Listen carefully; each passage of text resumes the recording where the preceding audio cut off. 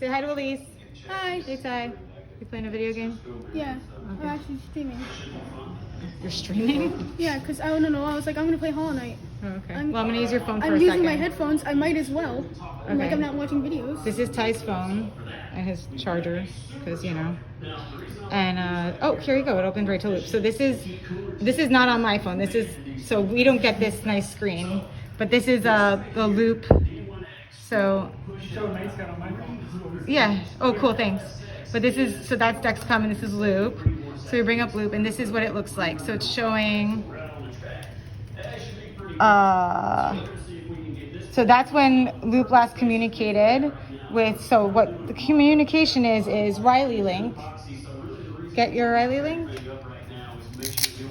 So this is a little carrier for Riley Yeah, Link. and then it's and we have yeah, and then we have it's another this little case, so, like, device.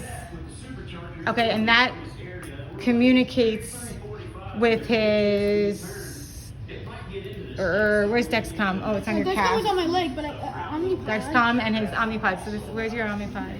Oh, and I didn't decorate it this time, but it is pod. And how do you feel about the Omnipod? Just, It's awesome. Camden has a T-Slim. It's But so you like- awesome. It's tubeless, Yes. which is awesome. Yeah. How Yeah. often do you change the T-slim? I think it's all about every 3 days because the well cannula. then, so then I don't. So then I can't say that. You have food on your face. It's tubeless, which is awesome. Yeah, it's tubeless, which is So awesome. you can I don't swim. know how it feels. You to don't have have to to disconnect. You can I swim. I don't know how it feels to disconnect. Okay. That sounds awful. Okay. So we like it. Yeah. And we decorate it. We'll show that later. So yeah, so this communicates with his Omnipod and with his Dexcom and with his phone. So they all sort of have like a, you know, so that loop, the app. See my face? I have it set to my face and to Tyler's face. Okay, so that the app sees that so that's the communication. This sees that he is 63 and, you know, stable arrow if you care about that kind of stuff. And here you can see that ooh, my nail is dirty. Oh, what was I doing? Sorry about that. Here you can see, this nail's cleaner. You can see that Loop cut off his basal because his basal rate currently is set at 0.9 and it's minus 0.9. And this is just saying, I don't know, something about when it last communicated with the pod. And this is how old his pod is. So like we change his pump now through the Loop app. It's really fun. So you can go to like replace pod and it's telling all about like the stats of his pod, which we used to have on a PDM, but now Loop took over handling that, which is really nice. So he doesn't have to worry about carrying a PDM around anymore. No, I don't. It's on my phone. Which was one of the downsides of the Omnipod, but not anymore because it's all in his phone. So let's say he's about to eat a bag of chips because it's after school and he wants a snack. So we'll go to this, which bolus is, and this is what I was telling you about with the carbs. So like this is, you know what that is. So this is, so let's say his chips are 12 carbs, and I know he digests chips usually, it's pretty quickly, so in an hour. But like, let's say,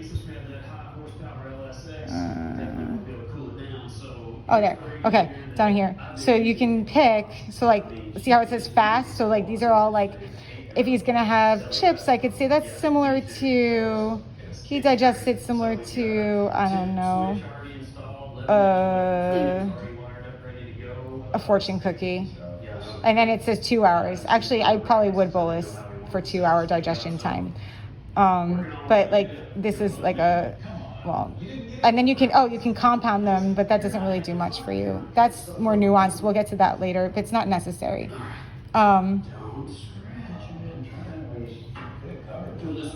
Oh, sorry, I'm just sort of... So okay, let's say we decided he's going to digest those chips in 2 hours, then you hit continue, and it'll recommend a bolus. But see, we predicted glucose of 60 is below your suspend threshold setting, so it doesn't want a bolus. Now I can override that, which is lovely, and say, yeah, you don't know though, I just gave him a tab and I didn't tell you about it, so he's going to be coming up real soon, and he needs at least half a unit or something before he eats these chips. So then I can override it and Loop will let me, but you don't have to be that experienced. If I say save without bolusing, which I'm not going to, but if I say save without bolusing, it'll know he has those carbs on board and it'll start ramping up his basal rate to make up for it. And I have his basal rate set at a max of 4 units an hour, but you can change it to whatever you'd like. So here's his settings. Hold on, honey. 5 units. I changed it. I increased it recently. So this is, you can see what I have his correction range set at, what I want him to suspend at, the basal rates throughout the day. You can separate the times. He tends to go low in the wee hours of the morning, so that's why. And when his digestion suddenly ramps up, which I told you about, because he's digesting slowly up until about 10 a.m. and then all of a sudden, usually that's when he spikes. So we tried to navigate that. We're still playing around.